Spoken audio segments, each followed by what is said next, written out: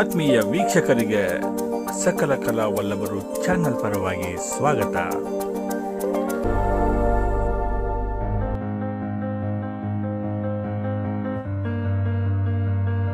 ಒಂದು ಮಾತಿದೆ, ಎಲ್ಲಿ ವಿಜ್ಞಾನ ಕೊನೆಯಾಗುತ್ತೋ, ಎಲ್ಲಿ ವಿಜ್ಞಾನಕ್ಕೆ ಉತ್ತರ ಸಿಗಲ್ವೋ ಅಲ್ಲಿ ಅಧ್ಯಾತ್ಮ ಸ್ಟಾರ್ಟ್ ಆಗುತ್ತೆ. ಅರಿವಿನ ಸ್ಪಂದನೆಗೆ ಪ್ರಾಣ ಅಂತ ಹೆಸರು. ಈ ಡೆಫಿನೇಷನ್ ವಿವೇಕಾನಂದ ಬಿಟ್ಟರೆ ಬೇರೆ ಯಾರು ಕೊಟ್ಟಿಲ್ಲ. ATCG ಅಡಿನೈನ್, ಥಯಾಮಿನ್, ಸೈಟೋಸೈನ್, ಗ್ವಾನೈನ್ ಅಂತಕ್ಕಂಥ ರಾಸಾಯನಿಕಗಳನ್ನು ಅಧ್ಯಯನ ಮಾಡೋದ್ರ ಮುಖಾಂತರ ಒಬ್ಬ ಮುಂದೆ ಹುಟ್ಟತಕ್ಕಂಥ ಮಗುವನ್ನು 500ರಿಂದ 1000 ವರ್ಷದವರೆಗೂ ಬದುಕಿಸ್ತಕ್ಕಂಥ ಒಂದು ಪ್ರಯತ್ನಕ್ಕೆ ಕೈ ಇಡೋ ಕೆಲಸ ಮಾಡ್ತಾ ಇದ್ದಾರಲ್ಲ. ದಶರಥ 60,000 ವರ್ಷ ರಾಜಭಾರ ಮಾಡ್ದ ಅಂತ ಹೇಳಿದ್ರು. ಹೆಂಗ್ ಮಾಡಿದ್ರು ಅವರು? ಕುಂಭಕದಲ್ಲಿ ಸಾಧನೆಯರು ಮಾಡಿ ಓಡಿ ತಮ್ಮ ಆಯಸ್ಸನ್ನು ಪೋಸ್ಟ್ಪೋನ್ ಮಾಡಿಕೊಂಡ್ರು. ಹೈದರಾಬಾದಲ್ಲಿ ಇದ್ದಂಥ ಇದಾರೋ ಇಲ್ಲೋ ಗೊತ್ತಿಲ್ಲ. Meditation means observation of breath ಅಂತ ಸುಭಾಷ್ ಪತ್ರಿಜಿ. ಹೌದು. ಈಗ ಪ್ರಕೃತಿಗೆ ಒಂದು ನಿಯಮ ಇದೆ. ಹೌದು. ಪ್ರಕೃತಿಗೆ ಒಂದು ನಿಯಮ ಇದೆ. ಹೌದು. ಆ ನಿಯಮದ ಪ್ರಕಾರ ಮನುಷ್ಯನ ಆಯುಷ್ಯು ಇಷ್ಟು ವರ್ಷ, ಒಂದು ನಾಯಿಯ ಆಯುಷ್ಯು ಇಷ್ಟು ವರ್ಷ, ಹೌದು, ಒಂದು ಹಾವಿನ ಆಯುಷ್ಯು ಇಷ್ಟು ವರ್ಷ. ಹೌದು. ಪ್ರತಿ ಪ್ರಾಣಿಗೂ ಒಂದೊಂದು ಆಯುಷ್ಯು ಅಂತ ಆ ಪ್ರಕೃತಿ ನಿಗದಿ ಮಾಡಿದೆ. ಹೌದು. ಆ ನಿಗದಿಯಂತೆ ಪ್ರಕೃತಿ ನಡ್ಕೊಂಡು ಹೋಗ್ತಿರೋ ಈ ಸಂದರ್ಭದಲ್ಲಿ ಮಾನವ, ಈ ಹುಟ್ಟತಕ್ಕಂಥ ಮಾನವನ ಸರಾಸರಿ ಆಯುಷ್ಯು 100 ವರ್ಷ ಅಂತ ನಾವು ಪ್ರಕೃತಿ ನಿಯಮ ಫಿಕ್ಸ್ ಮಾಡಿರೋದೇ ನಿಜ ಆಗೋದಾದರೆ, ಈಗ ವಿಜ್ಞಾನಿಗಳ ಒಂದು ತಂಡ ವಿಶೇಷ ಪ್ರಯತ್ನವನ್ನು ಸಾಗಿಸಿ ಮನುಷ್ಯನ ದೇಹದಲ್ಲಿರ್ತಕ್ಕಂಥ ಸೆಲ್ಸ್, ಆ ಜೀವಕಣಗಳನ್ನು ಅಧ್ಯಯನ ಮಾಡಿ ಆ ಪ್ರತಿ ಜೀವಕಣಗಳಲ್ಲಿ ಇರ್ತಕ್ಕಂಥ ಏನು ATCG ಅಡಿನೈನ್, ಥಯಾಮಿನ್, ಸೈಟೋಸೈನ್, ಗ್ವಾನೈನ್ ಅಂತಕ್ಕಂಥ ರಾಸಾಯನಿಕಗಳನ್ನು ಅಧ್ಯಯನ ಮಾಡೋದ್ರ ಮುಖಾಂತರ ಒಬ್ಬ ಮುಂದೆ ಹುಟ್ಟತಕ್ಕಂಥ ಮಗುವನ್ನು 500ರಿಂದ 1000 ವರ್ಷದವರೆಗೂ ಬದುಕಿಸ್ತಕ್ಕಂಥ ಒಂದು ಪ್ರಯತ್ನಕ್ಕೆ ಕೈ ಇಡೋ ಕೆಲಸ ಮಾಡ್ತಾ ಇದ್ದಾರಲ್ಲ. ಇದು ನಿಜವಾಗೂ ಸಕ್ಸಸ್ ಆಗುತ್ತಾ, ಫೇಲ್ಯೂರ್ ಆಗ್ತಾರೆ? Good question. ಏನು ಬಹಳ ದೊಡ್ಡ ವಿಚಾರ ಅಲ್ಲ ಇದು. ಪ್ರಾಣಶಕ್ತಿಯನ್ನು ಉಪಯೋಗಿಸ್ಕೊಂಡು 60,000, 50 ಲಕ್ಷ, ರಾವಣ 50 ಲಕ್ಷ ವರ್ಷ ಇದ್ದ, ದಶರಥ 60,000 ವರ್ಷ ರಾಜಭಾರ ಮಾಡ್ದ ಅಂತ ಹೇಳಿದ್ರು. ಹೆಂಗೆ ಮಾಡಿದ್ರು ಅವರು? ಕುಂಭಕದಲ್ಲಿ ಸಾಧನೆಯರು ಮಾಡಿ ಓಡಿ ತಮ್ಮ ಆಯಸ್ಸನ್ನು ಪೋಸ್ಟ್ಪೋನ್ ಮಾಡಿಕೊಂಡ್ರು. ಪ್ರಾಣವನ್ನು ಬಳಸ್ಕೊಂಡು ಇದನ್ನು ಮಾಡೋಕ್ಕೆ ಬರ್ತದೆ. ಬಟ್ ಪ್ರಾಣ ಅಂದರೆ ಇದು ನನಗೆ ಗೊತ್ತಿರಬೇಕಲ್ಲ. ಪ್ರಾಣಶಕ್ತಿ ಅಂದ್ರೇನು?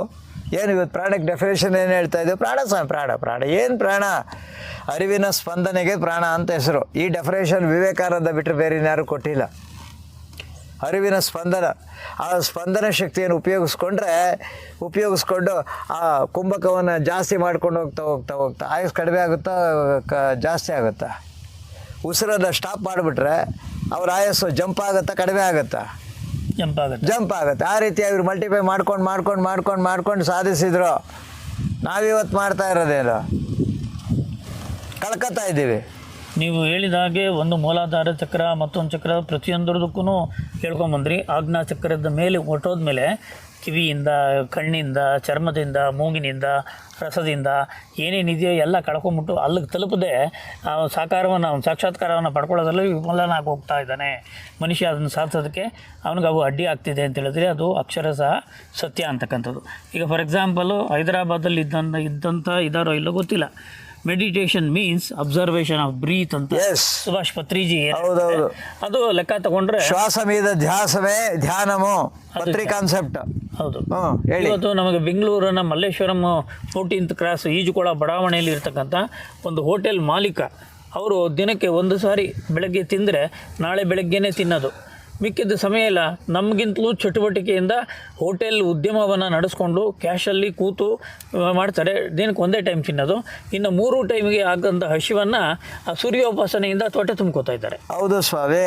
ಇದೇ ಹಸುವಿನಲ್ಲಿ 2 ಹಸುಗಳಿದೆ. ಒಂದು ಕಳ್ಳಸು, ಒಂದು ನಿಜವಾದ ಹಸು. ನಮಗೆಲ್ಲ ಇರೋದು ಕಳ್ಳಸು, ಸಿಕ್ಕಿದ್ದೆಲ್ಲ ಹೆಸ್ಕೋತಾ ಇರೋದು. ನಿಜವಾದ ಹಸುವಿನ ಕಥೆನೇ ಬೇರೆ. ನಿಜವಾದ ಹಸು ಆ ಮನುಷ್ಯನಿಗೆ ಗೊತ್ತಿದೆ ಯಾವುದು ಅಂತ. ಅಷ್ಟನ್ನು ಮಾತ್ರ ಸ್ವೀಕಾರ ಮಾಡಿ ಮಿಕ್ಕಿದ್ದು ಇದ್ದಾರೆ. ಅದಕ್ಕೆ ನಿಮಗೆ ಆಹಾರದಿಂದ ಮಾತ್ರ ಶಕ್ತಿ ಬರಬೇಕಾ? ಗಾಳಿಯಲ್ಲಿ ಶಕ್ತಿ ಇಲ್ಲೇನೋ? ನೀರಲ್ಲಿ ಶಕ್ತಿ ಇಲ್ಲೇನೋ? ಹೇಳಿ, ಯಾವುದ್ರಲ್ಲಿ ಶಕ್ತಿ ಇಲ್ಲ? ವಾತಾವರಣದಲ್ಲಿ ಬೇಕಾದಷ್ಟು ಗಿಡ ಮರಾದಿಗಳಿದ್ದಾವೆ. ಯಾವುದು capacity that you can suck the power from those plants. ಪ್ರತ್ಯಕ್ಷ ಉದಾಹರಣೆ ಅಂತಂದರೆ ಇತ್ತೀಚೆಗೆ ಒಂದು 4-5 ವರ್ಷಗಳ ಹಿಂದೆ ತೀರ್ಕೊಂಡಂಥ ಹಿಮಾಲಯದಲ್ಲಿದ್ದಂಥ ಪ್ರಹ್ಲಾದ್ ಜಾನಿ ಅಂತಕ್ಕಂಥ ಒಬ್ಬ 96 ವರ್ಷದ ಒಬ್ಬ ವಯಸ್ಕ 10ನೇ ವರ್ಷದ ವಯಸ್ಸಿನಲ್ಲಿದ್ದಾಗ ತಾಯಿ ಮಾತಾದೇವಿ ಅಂತಕ್ಕಂಥ ದೇವಿ ತನ್ನ ತೊಡೆಯ ಮೇಲೆ ಆ 10 ವರ್ಷದ ಮಗುವನ್ನು ಕೂರಿಸ್ಕೊಂಡು ತನ್ನ ಹೆಬ್ಬೆರಳನ್ನು ಅವನ ಬಾಯಲ್ಲಿಟ್ಟು ಈ ಬೆರಳನ್ನು ಚೀಪು ಅಂತ ಹೇಳಿದಾಗ ಅವನು ಆ ವಯಸ್ಸಲ್ಲಿ 10ನೇ ವರ್ಷದಲ್ಲಿ ಆ ತಾಯಿಯ ಬೆರಳನ್ನು ಚೀಪಿದ್ದಷ್ಟೇ. ಅವತ್ತಿಂದ ಮೊನ್ನೆ ಸಾಯೋವರೆಗೂ ಆತ ಊಟ ಮಾಡಿದ್ದಿಲ್ಲ, ನೀರು ಕುಡಿದಿದ್ದಿಲ್ವೇ. ಆತನ ಮೇಲೆ 106 ಜನ ಡಾಕ್ಟರ್ಗಳ ತಂಡ ಅಧ್ಯಯನ ನಡೆಸ್ಬಿಟ್ರಲ್ಲ. ಆತನ 10 ದಿನ ಒಂದು ಕೊಠಡಿಯಲ್ಲಿ ಕೂಡಾಕಿ ಲಾಕ್ ಮಾಡಿ ಸೀಲ್ ಮಾಡಾಕ್ಬಿಟ್ಟಿದ್ರಲ್ಲ. ಹೊರಗಡೆ ಬಂದಾದ್ಮೇಲೆ ಆತನ ವೈದ್ಯಕೀಯ ಪರೀಕ್ಷೆಗೆ ಒಳಪಡಿಸಿದಾಗ ಡಾಕ್ಟರ್ಗಳೇ ದಂಗೊಡ್ದೋಗ್ಬಿಟ್ರಲ್ಲ. ಹೇಗೆ ಬದುಕಿದ್ದ? ನೀರಿಲ್ಲದೆ, ಆಹಾರ ಇಲ್ಲದೆ. ಅಂದರೆ ಇದೊಂದು ವಿಜ್ಞಾನಕ್ಕೆ ಸವಾಲಲ್ವಾ? ಹೌದೌದು. ಈಗ ನಿಮ್ಮ ಮಾತಿನ ಪ್ರಕಾರವಾಗಿ ಮಾತಾಡ್ತಾರೆ ವಿಜ್ಞಾನ ಅಂತ ಹೇಳ್ತಾ ಇದ್ದೀರಿ. ವಿಜ್ಞಾನ ಸಂಶೋಧನೆ ಎಲ್ಲಿವರೆಗೆ? ಪಂಚಭೂತಗಳವರೆಗೆ. ಅಲ್ಲಿ ಪಂಚಭೂತಗಳ ಆಚೆಗೆ ಇನ್ನೇನು ಇಲ್ವೋ? ವಿಜ್ಞಾನ ಪಂಚಭೂತಗಳ ಒಂದು ವಿಸ್ಮಯಗಳನ್ನು ಹೊರಗಿಡ್ತಕ್ಕಂಥದ್ದು ವಿಜ್ಞಾನ. ಹಾಗಾದರೆ ಅದರಾಚೆಗಿಲ್ವ? ಒಂದು ಮಾತಿದೆ, ಎಲ್ಲಿ ವಿಜ್ಞಾನ ಕೊನೆಯಾಗುತ್ತೋ, ಎಲ್ಲಿ ವಿಜ್ಞಾನಕ್ಕೆ ಉತ್ತರ ಸಿಗಲ್ವೋ ಅಲ್ಲಿ ಅಧ್ಯಾತ್ಮ ಸ್ಟಾರ್ಟ್ ಆಗುತ್ತೆ. ಅರ್ಥ ಆಯ್ತು? ಅಲ್ಲಿದಾಚೆ ನಿಮ್ಮ ಟ್ರಾವೆಲ್ಲು. ಇದು ಒಂದು ನಾನು ಕಳಕಳೆಯಿಂದ ಮನವಿ ಮಾಡ್ತಕ್ಕಂಥದ್ದು ಏನಂದರೆ, ಸಾಧಕರಾಗಿರ್ತಕ್ಕಂಥವ್ರು ಎಷ್ಟು ಸಸ್ಪೆನ್ಸ್ ಆಗಿರ್ತಾರೋ ಅವ್ರ ಪ್ರಗತಿ ಅಷ್ಟು ಶೀಘ್ರವಾಗಿ ಹೋಗುತ್ತೆ. ಇವು ಸಮಾಜಕ್ಕೆ ಮಧ್ಯದಲ್ಲಿ ಬಂದುಬಿಟ್ಟು ಏನೋ ಆಗೋಯ್ತು, ಅದೇನೋ ಆಯಿತು, ಇದೇನೋ ಆಯಿತು, ಓಹೋ ಆಗಲ್ಲ. ಇವೆಲ್ಲ ಹೋಗ್ಬೇಕು. ನೋಡ್ತಾ ಎಲ್ಲ ಹೋಗ್ಬೇಕು. ಕೊನೆ ಲಾಸ್ಟಿಗೆ ಸಿಗೋದು ಅಲ್ಲ. ಈಗ ಆಲೆ ಬರಿಯಲ್ಲಿ ನೀವು ಹಾಲು ಕಾಯ್ಸೋಕೆ ಇಟ್ಟಿದ್ದೀರಿ, ಅವು ಇದು ಬರುತ್ತದೆ ಬಡ್ಡಿ, ಅದು ಬೆಲ್ಲದೇನು, ಮೊಲಾಸಸ್ ಬರ್ತದೆ, ಅದು ಬೆಲ್ಲದೇನು ಅಲ್ವಲ್ಲ. ಕೊನೆ ಲಾಸ್ಟಿಗೆ ಬರ್ತಕ್ಕಂಥದ್ದು ಬೆಲ್ಲ. ಹಾಗೆ ಸಾಧನೆಯ ದಾರಿಯಲ್ಲಿ ಬೇಕಾದಷ್ಟು ಅನುಭೂತಿಗಳಾಗ್ತವೆ. ಎಲ್ಲವೂ ಕೂಡ ಕಂಡುಕೊಂಡು ಹೋಗ್ತಾ ಇರ್ತೀರಿ. ಬೆಂಗಳೂರು ಮಧ್ಯಕ್ಕೆ ಹೋಗ್ಬೇಕಾದ್ರೆ ದೊಡ್ಡಬಳ್ಳಾಪುರದಿಂದ ಎಷ್ಟೋ ಮೈಲಿಗಲ್ಲುಗಳಿದ್ದಾವೆ. ಯಾವುದೇ ಮೈಲಿಗಲ್ಲ ಹತ್ರ ಕೂತ್ಬಿಟ್ರೆ ಅದು ಬೆಂಗಳೂರು ಅಲ್ವಲ್ಲ. ಹಾಗೆ ಅಂತಿಮ ಗುರಿ ತಲುಪೋ ಕಾಲಕ್ಕೆ ನಿಮಗೆ ಅರ್ಥ ಆಗುತ್ತೆ. ಅದೇ ಹೇಳುತ್ತೆ ವಿಶ್ವ ಚೈತನ್ಯ, ನೋಡಪ್ಪ ನಾನೇ ನಿನ್ನ ಪ್ರತಿರೂಪ, ನಾನೇ ನಿನ್ನ ಮೂಲ ರೂಪ, ನೀನೇ ನನ್ನ ಪ್ರತಿರೂಪ. ಈ ಜನ್ಮಕ್ಕೆ ಇಷ್ಟು ಸಾಕು ನಿಲ್ಲಿಸು ಅಂತ ಹೇಳುತ್ತೆ. ಇದಕ್ಕೆ ಬೇಕಾದಷ್ಟಿದೆ. ಋಷಿಮುನಿಗಳಿದ್ದೆ ಎಷ್ಟು ಬೇಕೋ ಅಷ್ಟೇ ವೇದಾಧ್ಯಯನ ಮಾಡಬೇಕಾಗಿತ್ತು, ಜಾಸ್ತಿ ಮಾಡೋಂಗಿರಲಿಲ್ಲ. ದೇವತೆಗಳು ಹೇಳೋರು ಸಾಕು ನಿಲ್ಲಿಸು ಅಂತ. ಹಂಗೂ ಇವನೇನಾನ ಮಾಡ್ದ ಅಂದರೆ ಇವನ ಜೀವನದಲ್ಲಿ ಬೇಕಾದಷ್ಟು ಅವಘಡಗಳು. ಅದಕ್ಕೆ ಉದಾಹರಣೆ ಗೌತಮ ಮತ್ತು ಅಹಲ್ಯರ ಜೀವನ. ದೇವತೆಗಳಿಂದ ಆದೇಶ ಬಂತು, ಗೌತಮ ಸಾಕು ನೀನು ವೇದಾಧ್ಯಯನ ನಿಲ್ಲಿಸುವಂತೆ. ಇವನು ಜಾಸ್ತಿ ಮಾಡೋದಕ್ಕೆ ಹೋದ, ಇವನು ಸಂಸಾರ ಬೀದಿಗೆ ಬಂತು. ಹಂಗೆ ಪ್ರತಿಯೊಂದಕ್ಕೂ ಒಂದು ಇದಿದೆ, ಲಿಮಿಟೇಷನ್ ಇದೆ. ಆ ಲಿಮಿಟೇಷನ್ನು ಪ್ರಮೋಟ್ ಆಗಬೇಕು. ಜನ್ಮಕ್ಕೂ ಆಗುತ್ತೆ. ಇಲ್ಲೊಂದು ಪ್ರಶ್ನೆ, ಜನ್ಮಕ್ಕೂ ಆಗುತ್ತೆ. ಅದು ಜನ್ಮಗಳಿದಾವೆ. ನಿಂದು ಶಾರೀರಿಕ ದೃಷ್ಟಿ ಇದೆಯಾ? ಆತ್ಮರಾಗಿರ್ತಕ್ಕಂಥವ್ರು ಶರೀರ ಅಲ್ಲ. ಶರೀರ ಅವ್ರು ಧರಿಸಿರ್ತಕ್ಕಂಥ ಉಡುಪು ಅಷ್ಟೇ. ಅದನ್ನು ಕಳಿಸ್ಕೊಂಡಾದ್ಮೇಲೆ ಅವರು ಮತ್ತೆ ಬೇರೆ ಬೇರೆ ಕರ್ಮಾನುಸಾರವಾಗಿ ಬೇರೆ ಬೇರೆ ಶರೀರಗಳು ತಗೊಳ್ಳೋದಕ್ಕೆ ಅವಕಾಶ ಇದೆ, ತಗೋತಾರೆ. ಇದು ನಮ್ಮ ದೇಶದಲ್ಲಿ ಏನು ಹೊಸದಲ್ಲ. ಜನ್ಮಾಂತರ ಮತ್ತು ಅವತಾರಗಳು ತಗೊಳ್ತಕ್ಕಂಥದ್ದು, ಹೊಸ ಜನ್ಮಗಳು ಬದಲಾಯಿಸ್ತಕ್ಕಂಥದ್ದು. ಯಾರಿಗೆ ಇದೆಲ್ಲ ಅರ್ಥ ಆಗುತ್ತೆ? ಸಾಧನೆ ಮೊದಲೇಳಿ, ಆಮೇಲೆ ಗೊತ್ತಾಗುತ್ತೆ ನಿಮಗೆ. ಯಾಕೆ ಮಾತಾಡ್ತೀಯ? ಕೂತ್ಕೊಳ್ಳೋದು ಕಲೆ. ಮೊದಲು ಕೂತ್ಕೊಳ್ಳೋದು ಕಲ್ತ್ರೆ ಆಮೇಲೆ ನಿನಗೆ ಅರ್ಥ ಆಗೋದು. ಇದು ಏನು ಕೆಮಿಸ್ಟ್ರಿ ಇದು ಲಿಮಿಟೆಡ್ ಆಗಿಲ್ಲ, ಇದು ಯಾಕೋ ಓತಾನೇ ಇದೆ ಅಂತ ಹೇಳ್ಬಿಟ್ಟು ಓತಾ ನಿನಗೆ ಒಂದೊಂದೇ ಹಂತಗಳು, ಒಂದೊಂದೇ ಸ್ತರಗಳು, ಒಂದೊಂದೇ ಪ್ಲೈನ್ಸು, ಒಂದೊಂದೇ ಡೈಮೆನ್ಷನ್ಸು. ಒಟ್ಟು 24 ಡೈಮೆನ್ಷನ್ ಹೇಳ್ತಾ ಇದ್ದಾರೆ ಇವತ್ತು ನಮ್ಮ ಯೋಗಿಗಳಿಗೆ. ಭಾರತದ ಯೋಗಿ ಸಿಕ್ಕಿರ್ತಕ್ಕಂಥದ್ದು 24 ಡೈಮೆನ್ಷನ್ನು. ಅದ್ರ ಮೇಲೆ ಡೈಮೆನ್ಷನ್ಸ್ ಇಲ್ವೇನು? ಬೇರೆ ಬೇರೆ ಆಯಾಮಗಳಿಲ್ವೇನು? ಬೇರೆ ಬೇರೆ ಲೋಕಗಳಿಲ್ವೇನು? ಬೇರೆ ಬೇರೆ ಬ್ರಹ್ಮಾಂಡಗಳಿಲ್ವೇನು? ಪ್ರಯಾಣ ಮಾಡ್ತಕ್ಕಂಥ ಯೋಗ್ಯತೆ ನಮಗಿಲ್ಲ. ಇವತ್ತು ಕಳ್ಕೊಂಡು ಕೂತಿದ್ದೀವಿ. ಅದಕ್ಕೋಸ್ಕರ ಇವತ್ತು ಮೀಡಿಯಾದ ಮುಂದೆ ಕೂತಿರ್ತಕ್ಕಂಥದ್ದು. ಈ ಒಂದು ಪೂರ್ವದ ನಮ್ಮ ಭಾರತೀಯರ ಶಕ್ತಿ ಸಾಮರ್ಥ್ಯವನ್ನು, ಯೋಗ್ಯತೆಯನ್ನು ಪಡ್ಕೋಬೇಕು ಅಂತಕ್ಕಂಥದ್ದು ಉದ್ದೇಶ. ಆ ಉದ್ದೇಶಕ್ಕೋಸ್ಕರವಾಗಿ ಹಿರಿಯರನ್ನು ಆಶ್ರಯಿಸಿ ಮೊದಲು ನಾವು ಸಾಧನೆಗೆ ತೊಡಗೋದು ಕಲಿಬೇಕು. ಅಲ್ಲಿನ ನಿಯಮಗಳನ್ನು ಪರಿಪಾಲನೆ ಮಾಡಬೇಕು. ಅದಕ್ಕೆ ಶರಣರಿಗೆ ಅಷ್ಟೊಂದು ವಚನಗಳು ಸ್ಫುರಣೆ ಆಗ್ಬೋದು, ನಮ್ಗೆ ಯಾಕೆ ಆಗ್ತಾ ಇಲ್ಲ? ದಾಸರಿಗಷ್ಟು 5,75,000 ಕೀರ್ತನೆಗಳು ಬರೆದ್ರು ಪುರಂದರದಾಸರು. ನಮಗೆ ಸಿಕ್ಕಿರೋದು 5,000. ಇದು ಬಿಕ್ಕಿದ್ದೆಲ್ಲ ದೇವತೆಗಳು ಓದ್ಕೊಂಡೋದ್ರು ಅಂತ ಐತಿಹ್ಯ ಹೇಳುತ್ತೆ. ಅವ್ರಿಗೆ ಒಳ್ಳೆದೇನು, ನಮಗೆ ಒಳ್ಳೆಯದೇ ಇರೋದೇನು?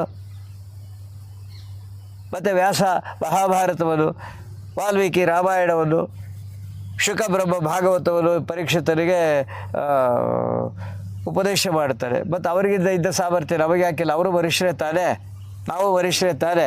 ಯಾತಕ್ಕೋಸ್ಕರ ನಮಗೆ ಯೋಗ್ಯತೆ ಅರ್ಹತೆ ಕಡಿಮೆ ಆಯಿತು ಅಂತಂದರೆ due to the lack of practice.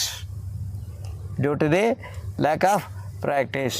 ಅಭ್ಯಾಸ ಅಭ್ಯಾಸ ಅಭ್ಯಾಸ ಅಭ್ಯಾಸ ಅಭ್ಯಾಸ ನಿರಂತರ. ಅದಕ್ಕೆ ಒಬ್ಬ ಪುಣ್ಯಾತ್ಮ ಹೇಳ್ತಾರೆ, ನಾನು ಇಲ್ಲಿ ಮುಗೀತು ಅನಂತ ದರ್ಶನವರೆಗಾಯಿತು ಅಂದರೆ ಅವ್ರು ಹೇಳ್ತಾರೆ ನಿನಗೆ ಅನಂತ ದರ್ಶನ ಆಗಿಲ್ಲ.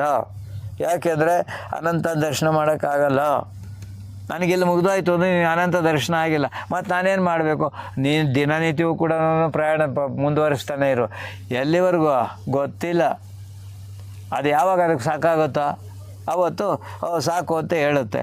ಇದು ಅಲ್ಲಿವರೆಗೂ ಇಲ್ಲ ಏನೋ ಒಂಚೂರು ಸಿಕ್ಬಿಡ್ತು ಅಂತ ಏನೋ ಸಿಕ್ಕೋಯ್ತು. ಏನು ಸಿಕ್ತು ನಿನಗೆ? ಇಲ್ಲ. ಅದಕ್ಕೋಸ್ಕರವಾಗಿ ನಿರಂತರವಾದ ತಪಸ್ಸು, ನಿರಂತರವಾದ ಸಾಧನೆ, ನಿರಂತರವಾದ ಪರೋಪಕಾರ, ನಿರಂತರವಾದ ತೃಪ್ತಿ, ನಿರಂತರವಾದ ಶಾಂತಿ, ನಿರಂತರವಾದ ಧರ್ಮ ಸಾಧನೆ, ನಿರಂತರವಾದಂತಹ ಜ್ಞಾನಾಭ್ಯಾಸ, ನಿರಂತರವಾದ ಯೋಗ ಸಾಧನೆ, ಭಾರತೀಯರ ಸ್ವಭಾವ, ಸ್ವತ್ತು, ಹಕ್ಕು ಇದರ ಅಭ್ಯಾಸ ಮಾಡಿದ್ರೆ ನಾವು ಖಂಡಿತವಾಗಿ ಧನ್ಯರಾಗ್ತೀವಿ. ನಮ್ಮ ಸಕಲ ಕಲಾವಲ್ಲಭರು ಚಾನಲ್ನ ಬೆಂಬಲಿಸಿ ಮತ್ತೆ ಭೇಟಿಯಾಗೋಣ. ಧನ್ಯವಾದಗಳು.